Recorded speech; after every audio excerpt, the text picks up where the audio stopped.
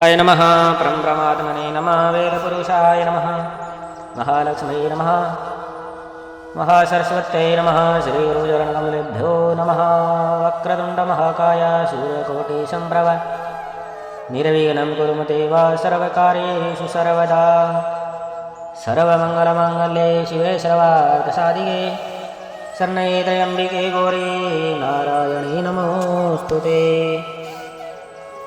बोलिए शंकर भगवान की जय।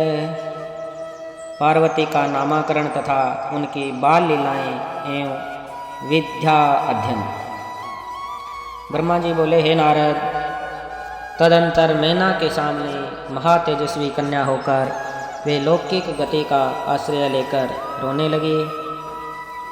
हे मुने, उस समय प्रसूति गृह की शया के चारों ओर फैले हुए उनके महान तेज से रात्रि के दीपक शीघ्र ही कांतिहीन हो गए। उनका मनोहर रुदन सुनकर घर की सब स्त्रियां प्रसन्न हो गई और शीघ्र ही प्रेम पूर्वक वहां चली आई। तब अनंतपुर के दूत ने देव कार्य संपन्न करने वाले कल्याणकारक तथा सुख देने वाले पार्वती जन्म को शीघ्र ही पर्वतराज को बताया। पुत्री जन्म का समाचार सुनने वाले अनंतपुर के दूत को नौछावर रूप में देने हेतु उन पर्वतराज के लिए श्वेत छत्र तक अधेय नहीं रहा। तब तत्पश्चात पुरोहित और ब्राह्मणों के साथ गिरिराज वहां गए और उन्होंने अपूर्व कांति से सुशोभित हुई उस कन्या को देखा। नील कमल के समान श्याम वर्ण सुंदर कांति से युक्त तथा अत्यंत मनोरम उस कन्या को देखकर ही गिरिराज अत्यंत प्रसन्न हो गए। नगर में रहने वाले समस्त स्त्री एवं पुरुष परम प्रसन्न हुए। इस समय नगर में अनेक प्रकार के बाजे बजने लगे और बहुत बड़ा उत्सव होने लगा। मंगल गान होने लगा और वारांगनाएं नृत्य करने लगी। गिरिराज ने कन्या का जात कर्म संस्कार कर द्विजातियों को दान दिया। उसके बाद दरवाजे पर आकर हिमाचल ने महान उत्सव मनाया और प्रसन्नचित होकर भिक्षुओं को बहुत सा धन दिया। तदंतर हिमवान ने शुभ मुहूर्त में मुनियों के साथ उस कन्या के काली आदि सुखदायक नाम रखे। उन्होंने उस समय ब्राह्मणों को प्रेम तथा आदर पूर्वक बहुत सा धन प्रदान किया और गान पूर्वक अनेक प्रकार का उत्सव कराया। इस प्रकार उत्सव मनाकर बार बार काली को देखते हुए सपत्नीक हिमालय अनेक पुत्रों वाले होने पर भी बहुत आनंदित हुए। देवी शिवा गिरिराज के घर में वर्षा के समय गंगा के समान तथा शरद ऋतु की चांदनी के समान बढ़ने लगे। इस प्रकार परम सुंदरी तथा दिव्य दर्शन वाली कालिका देवी प्रतिदिन चंद्रकला के समान शोभायुक्त हो बढ़ने लगे। सुशीलता आदि गुणों से संयुक्त तथा बंधुजनों की प्रिय उस कन्या को कुटुंब के लोग अपने कुल परंपरा के अनुसार पार्वती इस नाम से पुकारने लगे। हे मुने, माता ने उस कालिका को उमा कहकर तपस्या करने से मना किया था।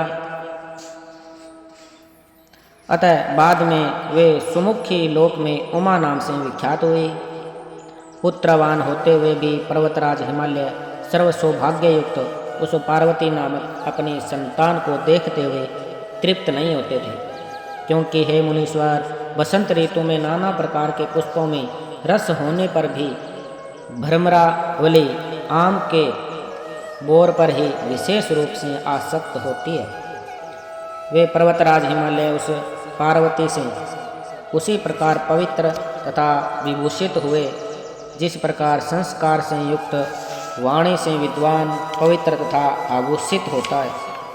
जिस प्रकार महान प्रभावशाली शिखा से भवन का दीपक एवं त्रिमार्गामिनी गंगा से सन्मार्ग शोभित होता है, उसी प्रकार पार्वती द्वारा पर्वतराज सुशोभित हुए। वे पार्वती बचपन में अपनी सहेलियों के साथ कंदुक, गेंद, कृत्रिम पुत्रों, पुतला तथा गंगा की बालुकाओं से बनाई गई वेदियों द्वारा क्रीड़ा करती थी।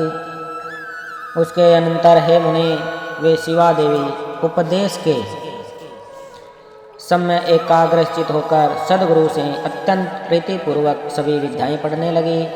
जिस प्रकार शरद ऋतु में हंस पक्षी गंगा को तथा रात्रि में अमृतमयी चंद्र किरणें औषधियों को प्राप्त होती है, उसी प्रकार उन पार्वती को पूर्व जन्म की विद्याएं स्वयं प्राप्त हो गई।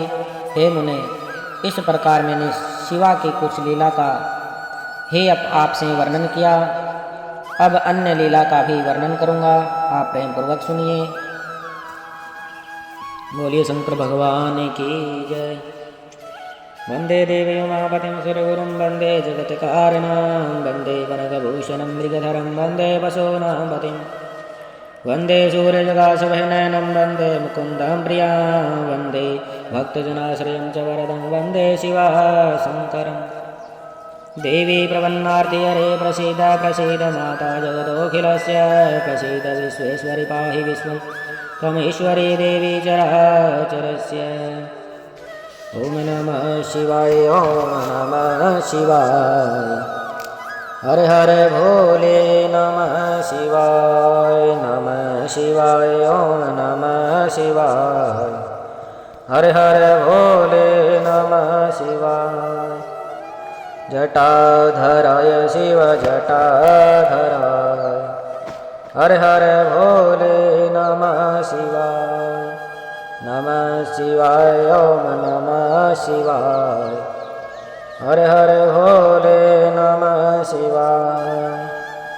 गंगाधराय शिव गंगाधराय हर हर भोले नमः शिवाय ओम नमः शिवाय हर हर भोले नमः शिवाय।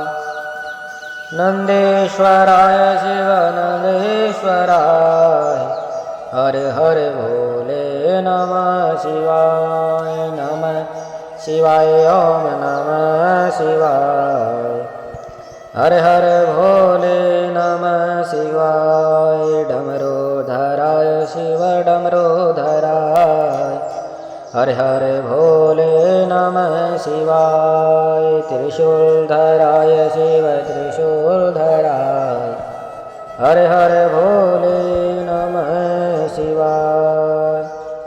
बोलिए शंकर भगवान की जय। सियावर रामचंद्र भगवान की जय। पार्वती मैया की जय।